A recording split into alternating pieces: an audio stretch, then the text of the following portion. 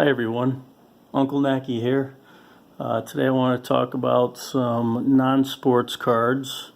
These are known as lighthouse cards, classified as T77 cards because they were issued with tobacco products. Similar to like T206 baseball cards. This also has the T number, and on these it's T77. A little bit about the set. There's 50 different cards in the set, so it's not a huge project to tackle. There's only two back variations. Sorry about my dog making noise. Other than that, there's as far as population report goes, in my opinion, there really isn't any difficult cards, more than the other. Although in some articles they mention, 5 cards being more difficult, but population reports, kind of average everything out. So what I have here is just some random cards, not a complete set, and they're in all different kinds of conditions because they came from different collections, and they were kind of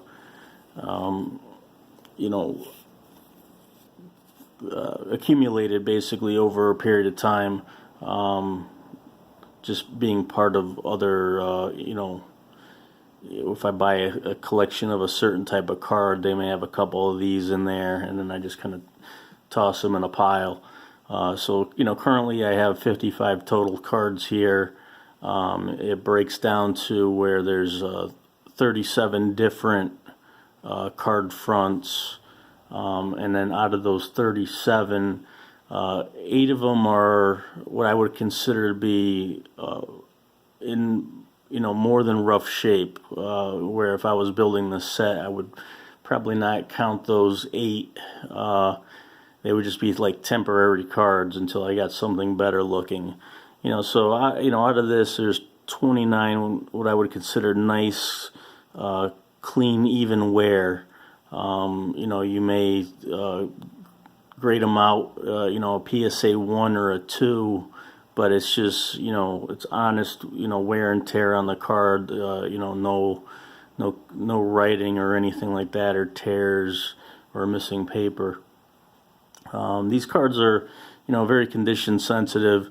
A maximum grade that you would want to collect these at would probably be somewhere in like a PSA 5 or a PSA 6 maximum. PSA 6 would be, a very difficult task. Anything beyond a PSA 6 is where you would run into problems of actually, managing to collect a complete set, just because they just don't exist in the reports at those higher grades. As far as the set registry, there's currently 10 people that have these sets. 8 of the 10 collections are either complete or nearly complete. So there is competition out there, but it's definitely a fun set to think about. They're just very colorful. They're, of real locations, real lighthouses, many of which are still, there, today. They haven't been taken down or anything. So we'll go through a few of these. Obviously this one here, the first one is, one of those rough cards, but it's only the only one that I have. So it's something I wouldn't keep as part of my collection. This next card here is more of like a condition that I would consider just being in a good ungraded type of condition. Card backs, these were all issued by Hassan Cigarettes. And then as far as variations, it's just the factory number here on the bottom. You have factory 649 on this one, and then there's other ones that are factory 30. So if you're into a little bit more of collecting variations, you could collect literally two of these sets. One being the 649 factory number, and then the other one being the factory 30. Just kind of gives a little bit more difficulty and more fun searching out the cards. And that's the best part of collecting is hunting the cards down. And it gives you a little description of the lighthouse. These cards are not numbered. They all basically say lighthouse series 1 to 50. So they go in order, alphabetical order, but no numbers. And these, if I didn't mention it yet, these were issued in 1911. So they have some that are upright design. You got some more of a left to right portrait type design. Beaver tail lighthouse. Same thing. It's got some creasing. This one here you can see is the factory 30. And that's where you would have your variations. So you got a factory 649 and a factory 30 if you wanted to go after something a little more exciting, I guess you could call it. And I've got some of these I've got doubles of. Some are in the doubles are in fairly decent shape. And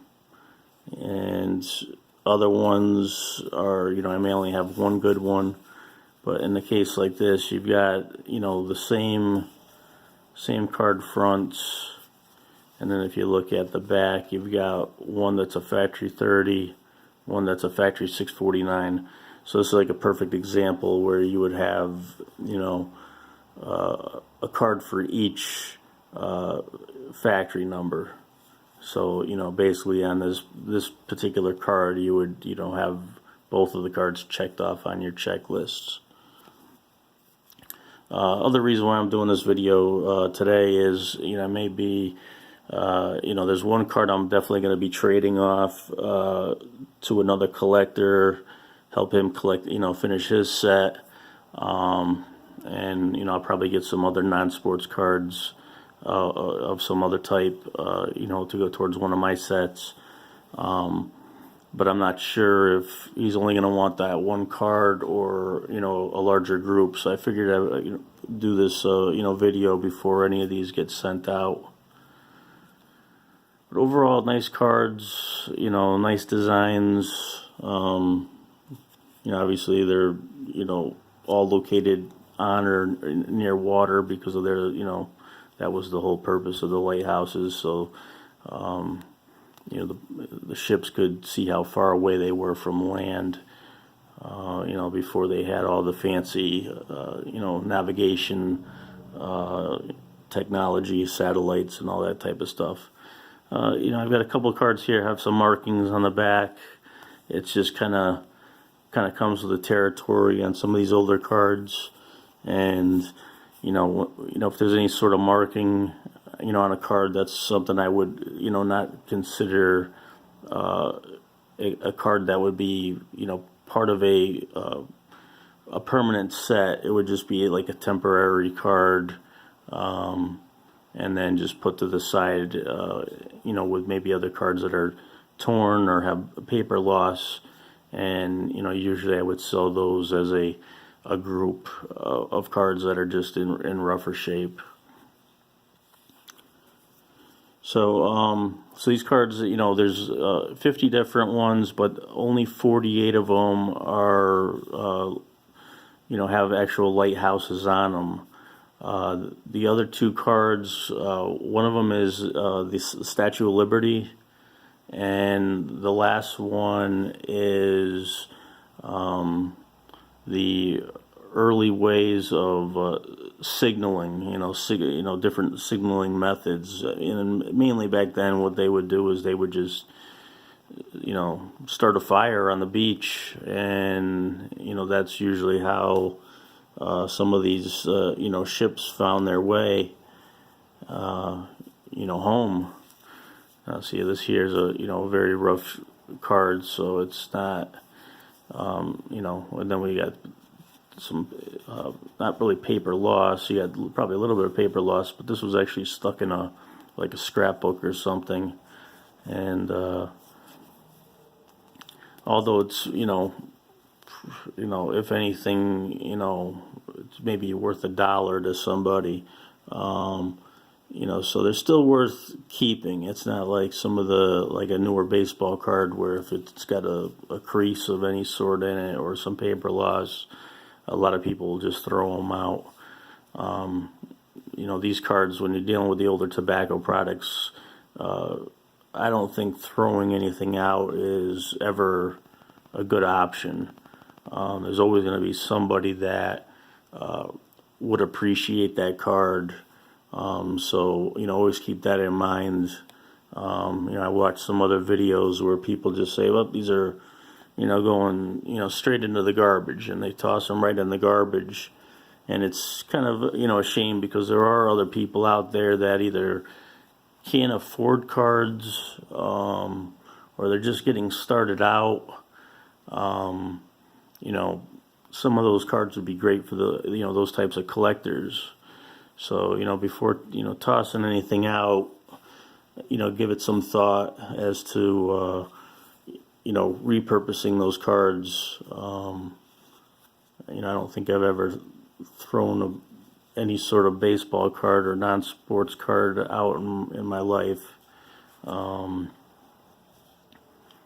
So, I've even, my comic book collection, I've got a whole box of comics that, are lacking the outer cover. And, to some people, they're just pointless to keep. But, I've got actually some that are, very rare comic books, and they're just lacking that front cover, but they have value. This card here is obviously, it's been trimmed. There's maybe 3 or 4 of these types of cards in this particular lot. And they were just cards that, like I said, they were just part of, a different collection. So, somebody may say, yeah, it's garbage, I'm just going to toss it out. And I don't think it's, the best decision. Somebody out there will, appreciate that card. It may be these being from 1911, that's saying a lot. Somebody could look at that card that's just getting into the hobby and say, this is the oldest card in my collection from 1911. And, what do you expect a card from 1911 to look like? Especially if you're on a very tight budget, and you can't afford to get a card in a better condition such as this. Sounds like my house is falling down. We just got finished with a ice storm yesterday, so there's obviously some ice cracking outside. So a card like this, you'd be on eBay, competing at any pricing between $5 and $10 for the card. And these other cards that are trimmed, you may have zero competition, but there may be somebody willing to pick that card up for $1. Especially if you do card shows. Just have a box with your junk cards in them. Price them out at an extremely low price. You'd probably be surprised how many people would kind of sift through those boxes. and just picking up a few odds and ends just because maybe they'd never even had one of these types of cards in their collection, and they're like, hey, for 20 cents, why not? They get one in their collection, and they look at it, they start to enjoy it, a little bit more. Next thing you know, you've got a new collector out there, and we need new collectors. The hobbies out there nowadays are just kind of dying off, just because of the way technology has been. Kids, they get home from school, and the first thing they do is they jump on the computer, and they're playing internet games with other people, and they're not really using a lot of their imagination anymore, or looking at baseball cards and memorizing the stats and everybody that's on the team and what positions they play. That just unfortunately is just slowly going away. Now, this is this is a card here that I was saying is considered to be the key card to the set, or the most difficult. And this is just you got some guys setting fire basically on the shore, and it's just early method of coast signaling. And this one's a factory 649, and luckily this one being one of the key cards, it's in nice shape. So that's one good thing is I've got some decent cards here, and kind of lucked out with the supposed more difficult key cards. I actually have all 5 of them in here. The only one that's kind of in rough shape is the Statue of Liberty card, but the other ones aren't too bad.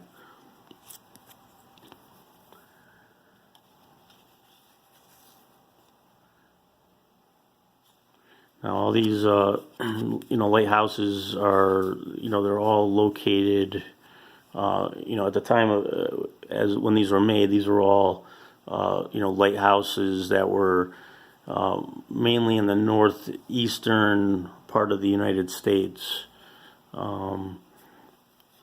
That's mainly where everything was getting shipped in to and from. So slowly lighthouses were appearing in other locations, but back then these were more common just in the Northeast. So the set basically consists of mainly northeastern lighthouses. And I got some doubles. Some are in better shape than others. But again, you look at the bottom, you got one that's a factory 30, and you got this one that's a factory 30. So, these two here are, identical cards, so you would just basically, hold on to the better of the two, and then the other card would go into, a pile that you would use for either selling or for trading, for other cards that you would need in your set. They give a whole bunch of information on the back. So they got the height, the distance that it's a visible, whole bunch of things. So overall, it's just a fun set to collect. There's another one of those trim cards that came from that other group of cards that I had gotten.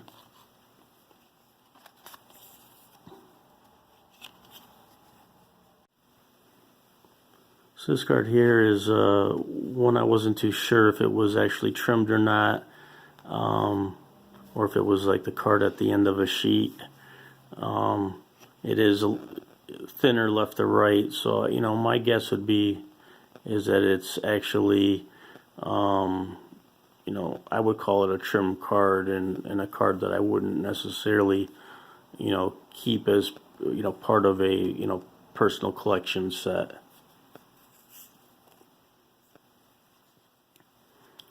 It's the same card. It's, unfortunately has some writing or some marks on it, but, does look better than the last one.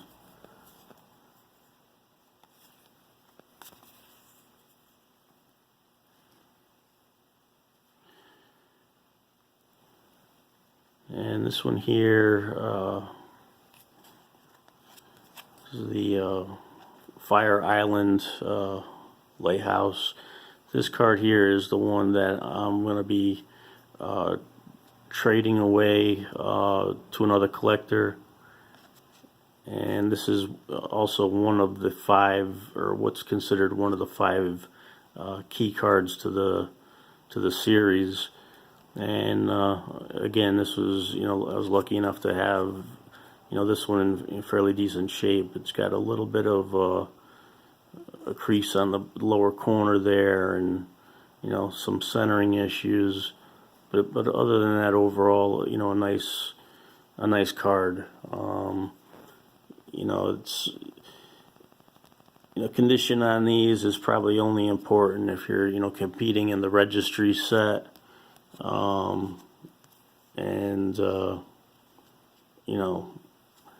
Some people do it, to me, on some of these older cards, just trying to get the highest graded card is just, you're spending a lot of money for technically the same card that you can get for very little money. I just think you can, find better ways to spend that difference in money. The amount of other sets you could get into at lower grades. Sorry, my phone keeps ringing, and I will try to edit most of that out. But so I was saying the amount of price difference from, say, a low grade set to a high grade set, having the best of the best, that difference in money and the amount of other sets and collections you could get involved in, I think you would just enjoy yourself more, with all the other sets than just kind of focusing on, say, like one set like this one, but only searching out like PSA 8 cards or PSA 9s, which there's literally just a few, and then you just kind of sitting there waiting for new ones to kind of come along. If that's your thing, that's fine and all, but I don't see where all that enjoyment is. I'd much rather collect multiple older tobacco non-sports cards and actually probably save money. And then when it comes time to actually sell them, you may not have a lot of people out there looking for the best of the best. When it comes to, say, like a Lighthouse series of cards, it may only be like one person out there, and that one person may be the person that's on the set registry that was like one notch below you, and now they're going to be one notch above you, and it just the PSA set registry is a great thing, but when you start getting into the the higher graded sets, it's just almost like nonsense when it comes to the amount of pricing that's involved in even just a half a grade higher, and just to get that top population graded card, and the amount of money that's involved in just somebody's opinion, it's just crazy. I'm all for the PSA set registry. I'm in it myself, for some sets, and but the last thing I'm gonna be doing is putting together some sort of a set, where everything is a PSA 10. You know, just doesn't make a lot of sense to me. I guess it's bragging rights. That's what it comes down to. You can brag you got the best of the best. Wow, I have the best set of 2019 Topps baseball cards. Well, honestly, anybody can probably put the set together with the right amount of money, and if they wanted to submit enough cards to PSA to get all the PSA 10s that they need, then yeah, I get it. You could do it, but is it worth it? I don't think it is.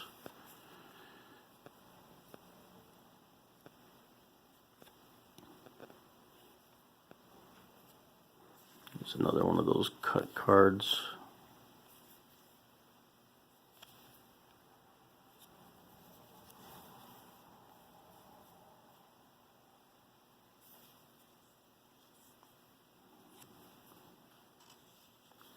But overall, the design of these cards are nice. That was one thing I always liked about the Lighthouse series.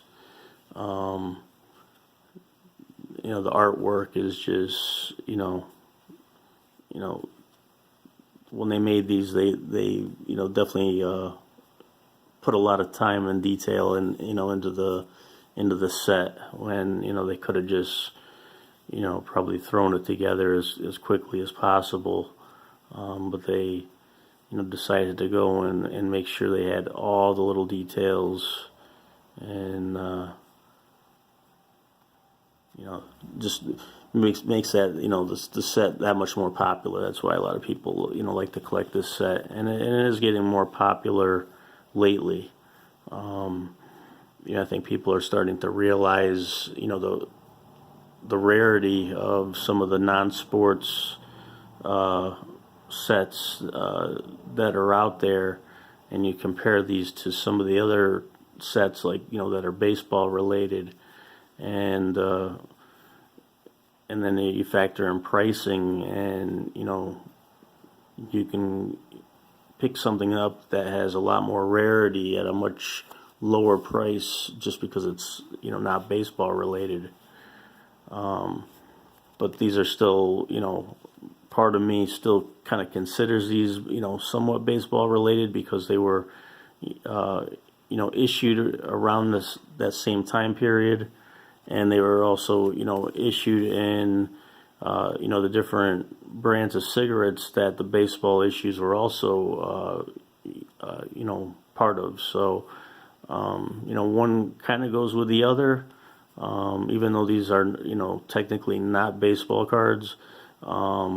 But there are baseball cards, with the same, advertisement back. So that's another thing to, think about, especially if you want to get into, say, vintage baseball card collecting, and, the cost is just kind of like, kind of caught you off guard, kind of blown you away for a moment.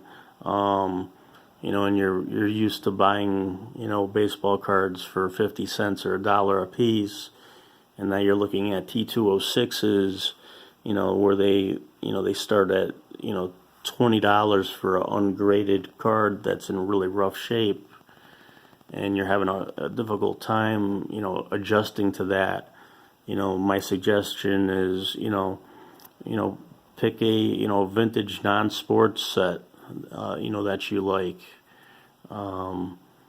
because there are some out there, where you can actually pick up the cards that were out the exact same time period, and many of them were, made with the same, and packaged in the same cigarettes as some of the baseball cards were, and you can pick some of those cards up for 50 cents a piece. So, and if you're looking to just get started in vintage, It doesn't necessarily have to be, baseball related right away. This here is, well, I have these in these sleeves for whatever reason. This is one of the 5 more difficult cards, and I actually had 2 of them. So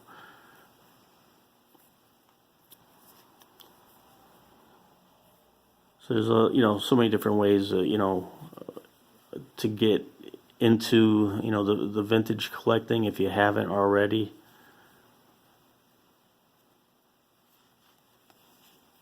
And and like with anything, like I always say, as long as you buy something at the right price, at a fair price, you never want to overspend on anything. Unless you're extremely desperate for a certain card that you've been searching forever for. And in a case like that, if you have to overspend a little bit, just to get that one last card off your list, then I can understand that.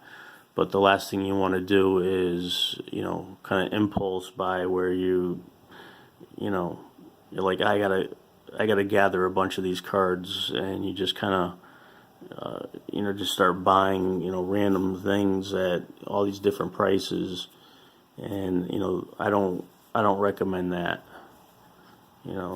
Same thing with non-sports cards. You want to take your time, look at the the current market of what's going on with them. Look at what's being sold, what's listed on eBay and at what prices and what grades, and then go into the sold and completed listings and look at the same exact cards and what they sold for, and you're going to see a difference in pricing. So you're going to be able to get a better idea of what the true market value is, and what you're actually up against when bidding on a certain card. You kind of have an idea of what price range you're going to fall into, and you want to do that with anything that you buy, especially on eBay, because anybody can mark something at a certain price and just say it's rare and this is how much it costs, but it doesn't mean that's how much it's worth. You always got to look at the completed and sold listings, and you want to look at the sold ones. They're usually highlighted in green, and those are the ones that that a transaction took place. So those are prices that other people bought something for. Sometimes they're buy it nows. Other ones are auction style, and you can kind of get an idea how the numbers fluctuate even in the sold listings. Sometimes auction cards will sometimes go for more money just because people get kind of caught up in the moment and actually continue to bid more than what a particular card is worth, because they don't want that other person to win the card, or their mind starts playing tricks on them. They think maybe there's something that they missed, so the other person really wants it bad, so they're gonna win it no matter what. So you can't always take those prices set in stone. Basically, you have to look at a majority of different prices and kind of get an overall average. You want to look at you want to take the freak style, one of a kind situations, where you look at a certain one and it's just 2 people got carried away, and that's the only reason for a high price. You kind of remove that from your list. You want to look at some of the other ones that are lower priced, extremely low, and get rid of those, because all that was just maybe somebody at the right place at the right time, or an auction for whatever reason was overlooked or wasn't in the right location, you know, in the eBay listings, or something was misspelled. So you know, you have to try to take some of those other you know, cards out of that list, and kind of look at the ones in the middle to get an idea of, you know, what you're you know, dealing with as far as, you know, true value, you know, what you're up against, you know, what other people are actually paying.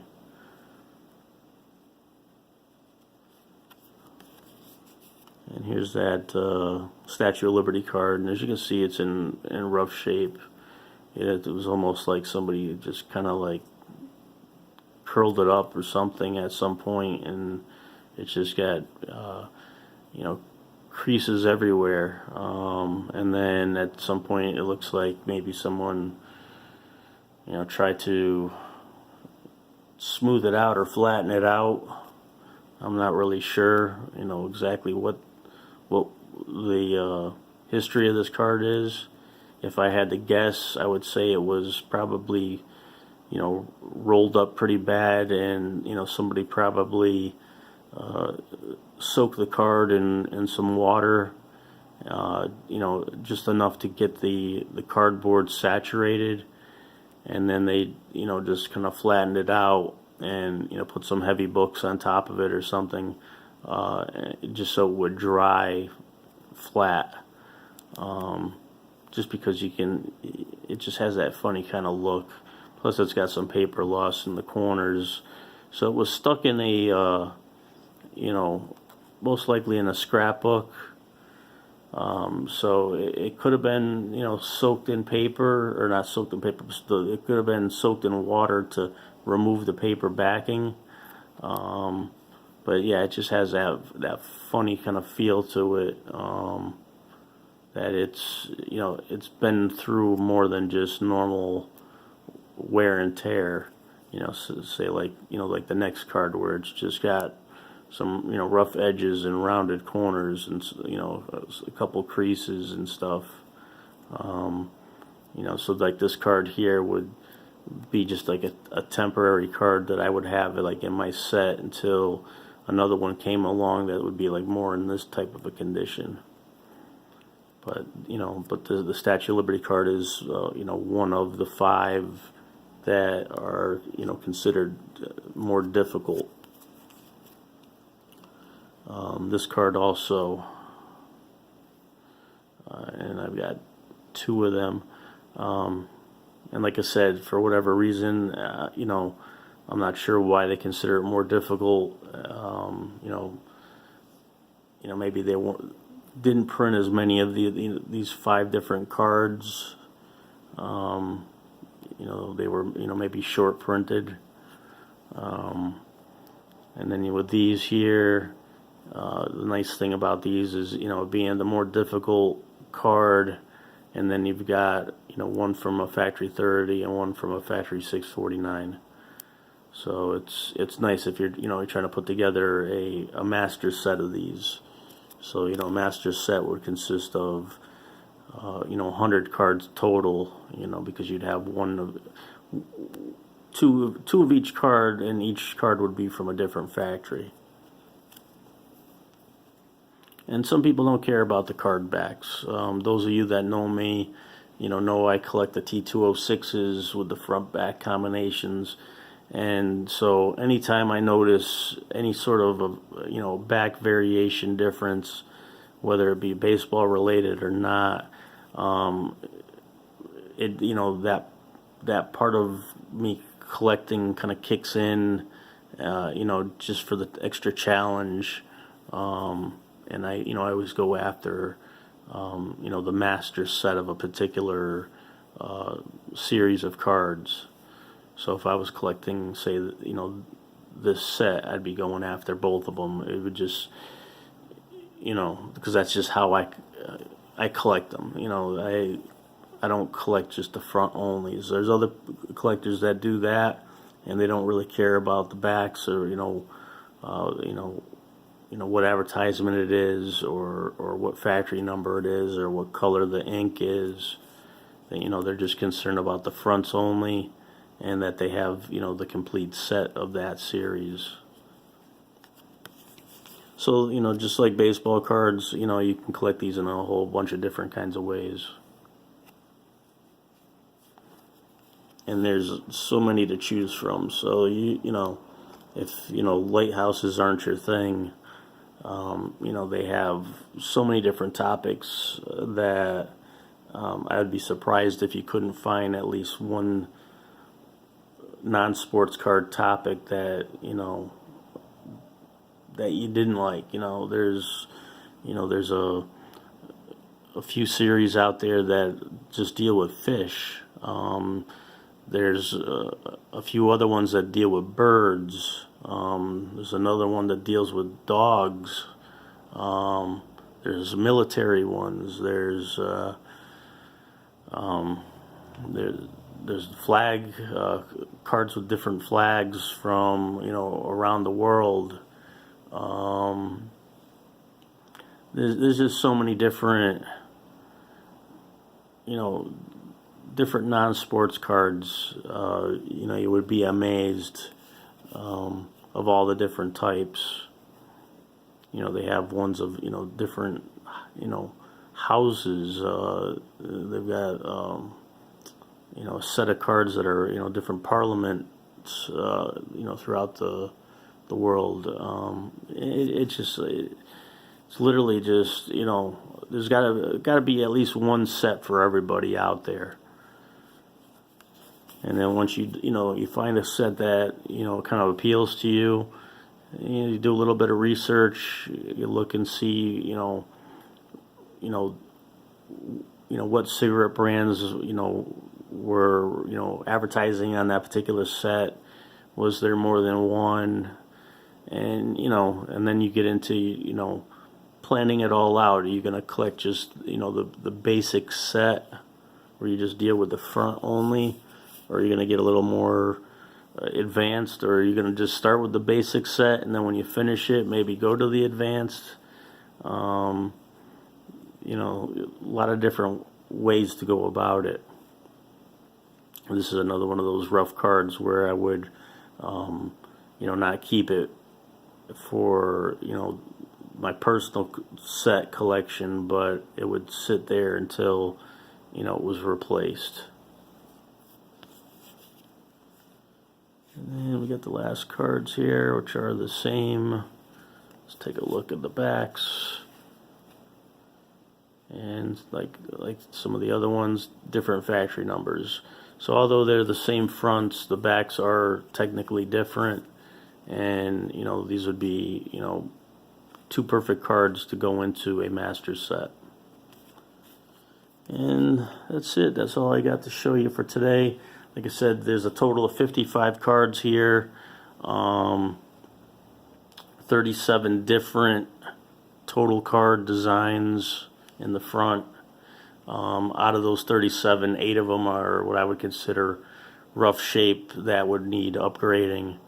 So it breaks down to where there's 29 cards that are for a basic front set. 29 cards that would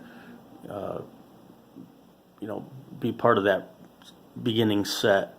There are a few more than 29 that are still considered to be in average or better than average condition, that have the different factory numbers. So if you were doing, say, a master set, that number 29 would be a bit higher, just because you have some duplicate cards in there that are equally as nice but have the different factory numbers. So if you have any other questions, as far as this set, or if you wanted to add anything that I may have missed, definitely leave something in the comments section. I try to get back to everybody that leaves a comment or a question. If you haven't liked my channel or subscribed to the channel, please subscribe to the channel. It encourages me to continue to make these videos. I know that sometimes some of these videos can be longer than some of the average videos out there, but I like to be pretty thorough. There's nothing worse than watching, 10 videos of the same thing, and you still have a ton of questions, or thoughts that, weren't answered, and then you got to search, other places, for maybe those answers, and you're not even guaranteed to find them. So, part of me wants to apologize for making, all my videos, a bit on the longer side. But the whole purpose, of this is to help educate others, that may not have, the resources, they need to, find out some of these answers. Maybe they're in a location that, doesn't have a baseball card store, or a location they don't do too many shows, or you just don't have, the internet. There's actually some places out there that internet is still kind of hit or miss. And even when you do have the internet, there's a lot of information out there, and a decent amount of it is good information, but some of it is just copied and pasted from one place to another, and you're really not learning a whole lot. So like I said, leave comments if you have any questions. If you like the video, give it a thumbs up, and I appreciate the time you spent with me today, even though we had a few interruptions, a few phone calls, and ice falling off the house, and all the other sort of fun stuff. I don't think I could ever get through one whole video without something going on. So, but I appreciate everybody sticking around if you have this, this far in the video. And I'll see you guys soon. Thanks for watching.